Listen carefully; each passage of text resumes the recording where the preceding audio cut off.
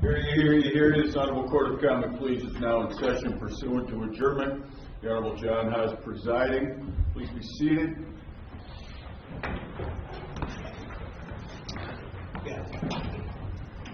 Good morning. For those of you that are here observing, I will thank you in advance for your decorum. This is a courtroom. Do not expect to hear any outbursts of any nature, and your cooperation in that regard will be greatly appreciated.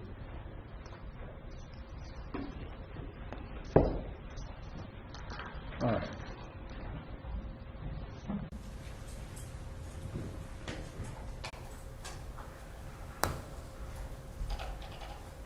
We're here this morning in the case of the State of Ohio versus Lance Mason, case number 18-634887. The State of Ohio is present, represented by Assistant Prosecutor Anna Fraglia.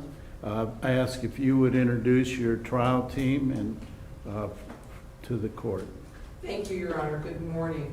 Here along with me is Michael O'Malley, who is the County Prosecutor for Cuyahoga County, along with Diane Russell, who is the Chief of the Criminal Division. As part of our team as well is Carson Strang, Assistant County Prosecutor, and Christopher Schroeder, also an Assistant County Prosecutor, and our law enforcement individual is Linda Carlozzi from the Shaker Heights Police Department, Your Honor. Thank you. And I would note for the record that the defendant is present. I note that the defendant is wearing glasses, so you've been able to read everything this morning okay? Yes. All right. And Mr. Mason, you have been represented throughout these proceedings by Mr. Kevin Spellacy and Mr. Thomas Shaughnessy. Is that correct? That's correct. You want me to rise or? No, you can remain seated, sir. Okay? All right. I'm going to take my time. If at any time you do not agree with something I've said or is said by others, let me know. Or if there's something you don't understand, please let me know and we'll discuss it. I'll give you an opportunity to confer with your attorneys. One of the things that I asked of your counsel initially was whether or not there's any medications that you are on that could in any way, shape, or form cause you not to understand or focus on the proceedings this morning. No, Your Honor. All right. I would ask you, Mr. Mason, if in fact you are satisfied with the advice of your attorneys. Yes, Your Honor. And I would ask them for the record to just give a brief rendition of your years of experience. And I know there's a number of capital cases you've handled, but I want to have in the record the experience that both of you have had in the criminal arena. Thank you, Judge. Kevin Spellis, Your Honor. I was admitted to practice in November of 1989. I spent 5 years in the county prosecutor's office, actually 4.78 years in the county prosecutor's according to the PRS. And then I became a criminal defense lawyer.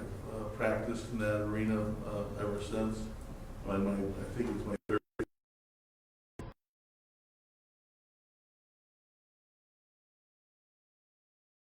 Murders, many aggravated murders. I've tried cases along with Mr. Shaughnessy in both aggravated and capital situations with success. I can tell you that we both have explained to Mr. Mason the nature of this case, the evidence that the government would present against him. We've made available to him all the discovery that's been given to us in this case, like we would with anyone else, Judge. And we've also listened to his input and abided by his wishes as to how to proceed in certain situations. And I can tell you that it's my professional opinion that today his plea will be knowingly intelligently, and voluntarily tendered, Your Honor. Very good. Counsel? Thank you, Your Honor, for pleasing the court. I was admitted to practice in the state of Ohio in October of 1990. I'm also admitted in the Northern District of the Federal Court of the United States of America. Judge, I was in the Public Affairs Office for 2 or 3 years. I've been doing criminal defense since then. I've probably tried in excess of 150 to 200 jury trials, probably 30 to 40 homicide trials. That would include approximately 9 or 10 capital trials. I would concur with Mr. Spelcy's statements about our conversations with our client. I believe he will enter the plea here today knowingly, intelligently, and voluntarily. Thank you, counsel. All right, Mr. Mason, what I'm going to do is go over several things with you and make sure you understand them. First of all, I have before me a written plea agreement. As late as 10 minutes ago, there were a couple minor changes being made, but those changes were made. And looking at the signature page, over the line for signature of defendant appears the signature of Lance Mason. Is that your signature? Yes, Your Honor. All right. We're going to go over that agreement and stipulation in some detail. A couple things I wanted to go over with you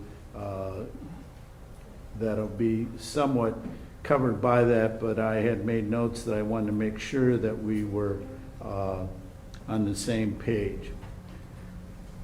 There was a lot of discovery provided to you in this case by the state of Ohio. And my question for you, sir, is were you able to review and read the discovery provided by the state of Ohio? Yes, Your Honor. Do you have any issues whatsoever with any lack of discovery provided to you or the nature of the discovery provided to you? No. Your Honor. Thank you. One of the things that throughout the proceedings in this case, I have questioned your attorneys about, and it's covered somewhat in the written plea agreement, but I wanted to hear you express yourself on this. I questioned the attorneys with regard to motions that I was pretty sure would typically be filed in a case of this nature. And one of the things that was indicated to me was that it was at your request that they were not filing those motions. And for instance, typically in a case of this nature, as you would know, there's a motion for change of venue. Because of publicity, a defendant may allege that he couldn't get a fair trial in this county.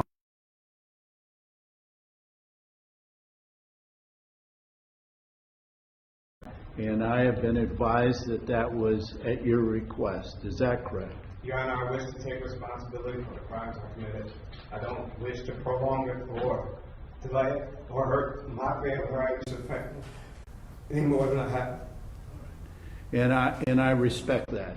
And please forgive me for going over this again, but my job is to make a good record, and you know that. Yes. And one of the things with regard to the change of venue, had that motion been filed, as you probably well know, what I would have ruled is that I would first attempt to seat a jury, and if during that process I did not feel sufficient jurors could be held in Cuyahoga County that can be fair and impartial, then I would transfer the case to another county.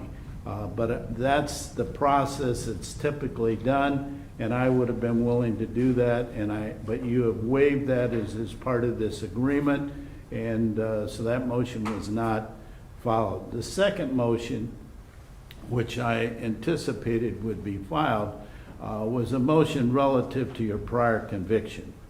And as you know, if the defendant testifies, a prior felony conviction, unless the court rules otherwise, could come in as it relates to credibility.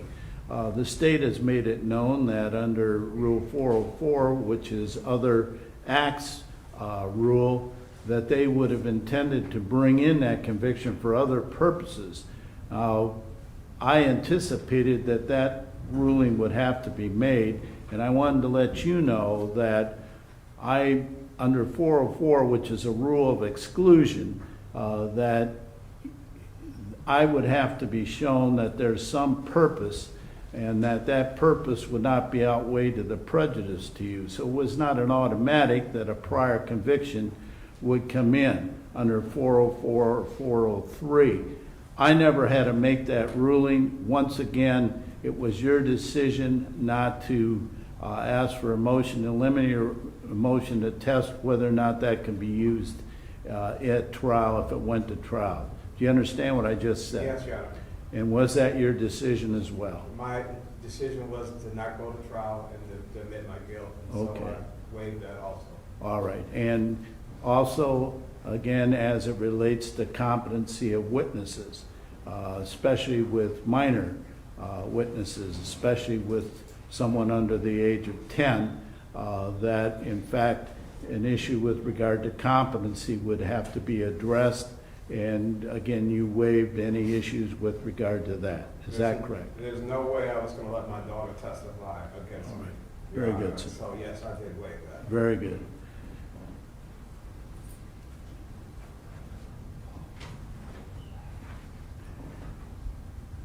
Also covered in this is that you were allowed to consult with a psychologist, and that it is my understanding from your attorneys that there is absolutely no indication in this case that at the all times relevant at the time of the incident that you were not sane at that time, that in fact as it relates to today and purposes of this plea, that you are competent, that you understand the nature of the proceedings against you, and you are fully capable of assisting your own attorneys in your defense.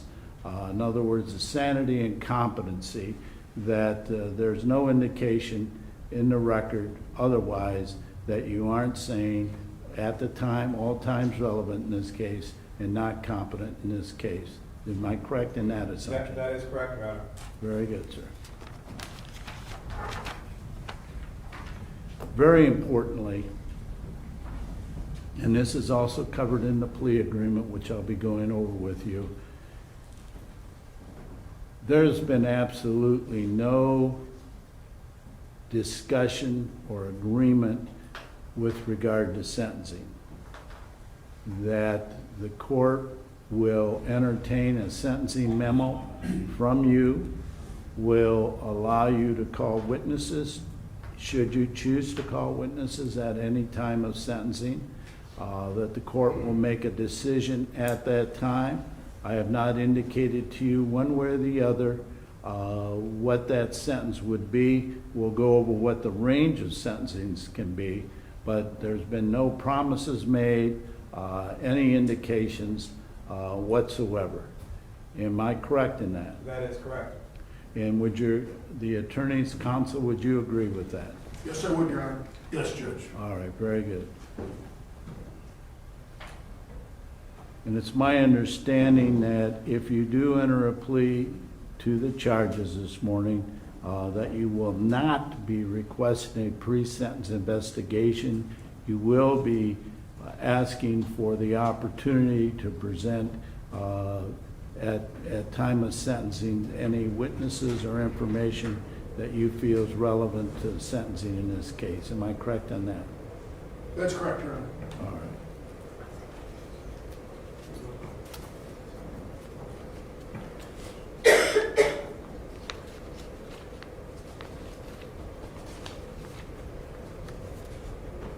Do you have any questions, Mr. Mason, with regard to any of the information contained in the written plea agreement? No, Your Honor.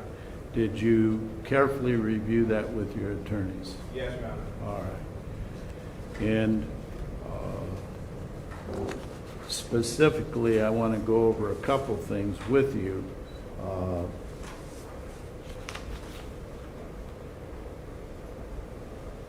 The agreement and the plea would be to count one count of aggravated murder, punishable by a sentence of imprisonment without parole,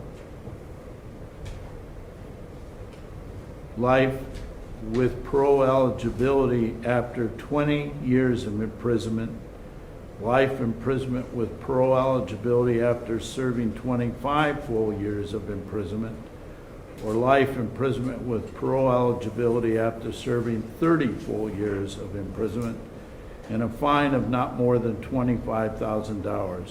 Did you understand that charge? Yes, Your Honor. And the possible penalties? Yes, Your Honor.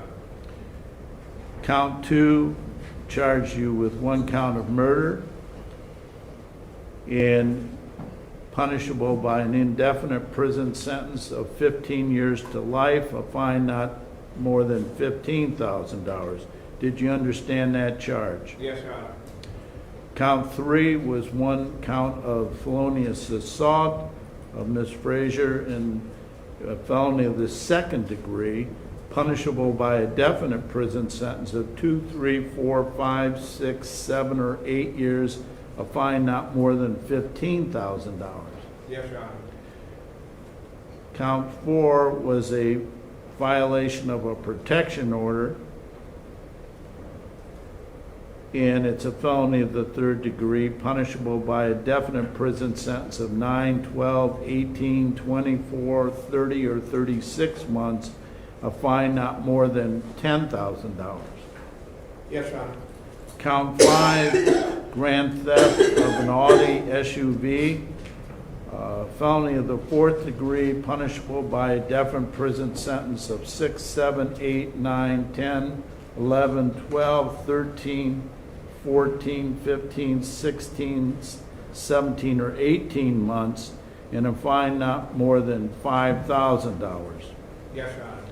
In count 6, 1 count of felonious assault of Adam Flint, a peace officer, a felony of the 1st degree, punishable by a definite prison sentence of 3, 4, 5, 6, 7, 8, 9, 10, or 11 years, and a fine of not more than $20,000.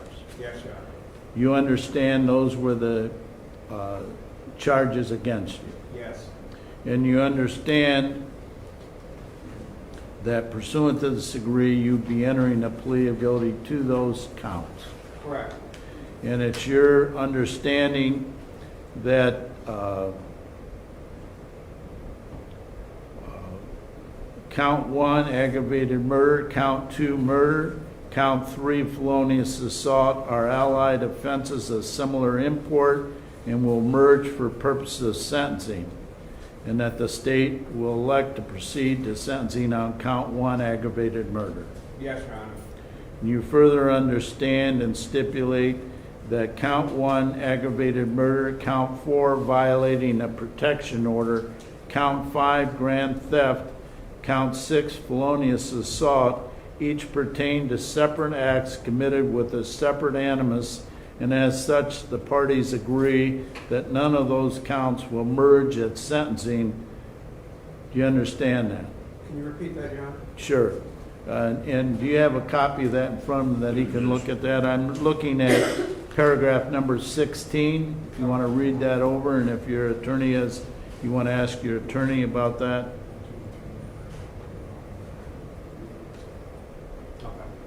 Okay. I understand, Your Honor. All right, very good, sir.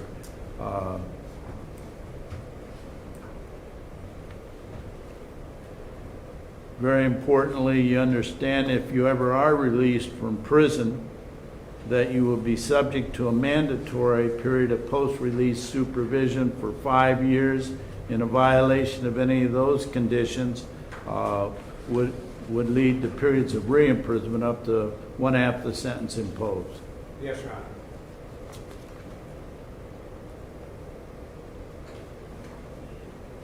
Do you have any questions with regard to any of the things I've raised? No. Your Honor. All right. I'm going to go over now the basic rights that you have, that it's my understanding that you are going to waive on today's date. You have an absolute right to have a trial by jury or a trial to the court. You have an absolutely right to confront any witnesses brought in to testify against you. Your attorneys could cross-examine those witnesses on your behalf.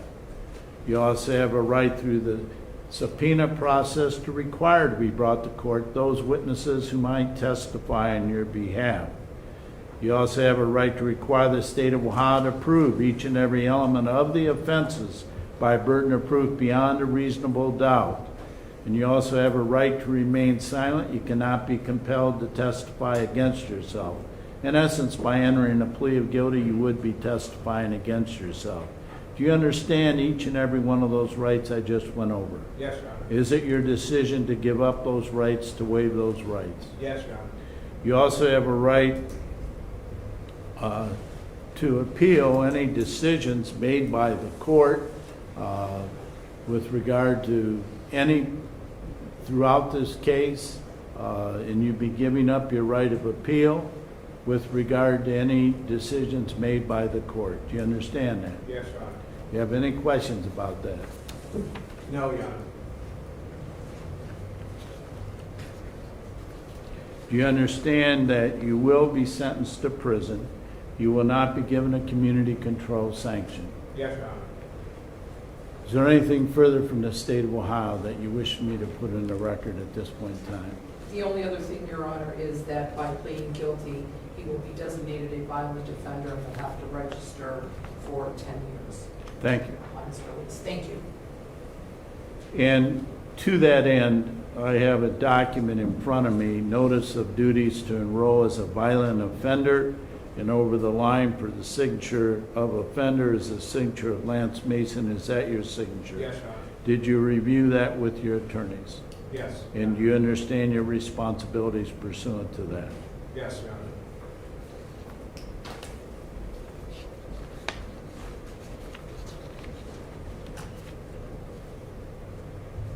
Mr. Mason, then we're at that point. I'm going to ask you how you plead to count 1, aggravated murder. Guilty. How do you plead to count 2, murder? Guilty. How do you plead to count 3, felonious assault, Aisha Fraser? Guilty. How do you plead to count 4, violating a protection order? Guilty, Your Honor. How do you plead to count 5, grand theft? Guilty. How do you plead to count 6, felonious assault? Guilty, Your Honor. Court accepts the plea of guilty, finds you guilty with regard to each and every one of those accounts. It's my understanding that both sides will be afforded the opportunity to present the court with a sentencing memorandum. I have, after consulting with the attorneys, we have established a sentencing day for September